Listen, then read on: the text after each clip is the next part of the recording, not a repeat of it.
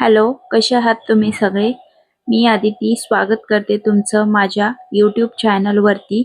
तर आज आम्ही घरी आणलेला होता हापूस आंबा आणि तो आंबा आणल्यानंतर सगळ्यात पहिले माझ्या डोक्यात विचार आला तो बनवावा साध्या सिंपल प्रकारे रस आणि पुरी, जे की खूप छान बनतं टेस्टसाठी आणि रेसिपी एकदम सिंपल आहे.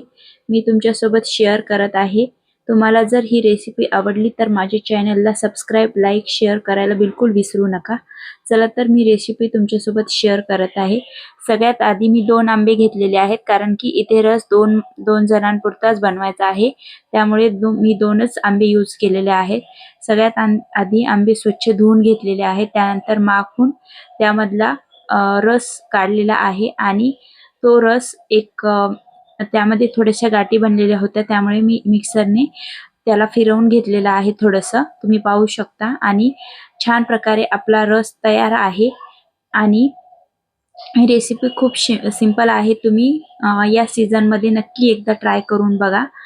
आणि तसंच आता पुरी बनवण्यासाठी दुसऱ्या साईडला आपण एका प्लेटमध्ये गव्हाचं पीठ घेतलेलं आहे. यामध्ये तुम्ही ओवाही ऍड करू शकता जर तुम्हाला आवडत असेल तर पुरीसाठी, बट मी इथे सिंपल प्रकारे पुरी बनवत आहे. त्यानंतर मी गव्हाचं पीठ असं मळून घेतलेलं आहे. मळल्यानंतर थोडं 10 मिनिटं त्याला रेस्टला ठेवायचं, म्हणजे पुऱ्या खूप छान येतात, लुसलुशी मऊ येतात. आणि अशा प्रकारे पीठ मळून मी साईडला ठेवलेलं होतं. आणि दुसऱ्या साईडला एका पॅनमध्ये मी तेल ऍड केलेलं होतं पुऱ्या तळण्यासाठी. आणि इथे आपण पाहू शकता की छोट्या छोट्या पुऱ्या अशा लाटून घ्यायच्या आहेत.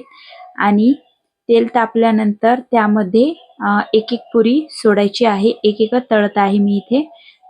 तुम्ही एकदाच 2-3 पण तळू शकता ॲज युअर विश. आणि त्यानंतर छान प्रकारे असा पुरी तळून झालेली आहे माझी, तुम्ही पाहू शकता.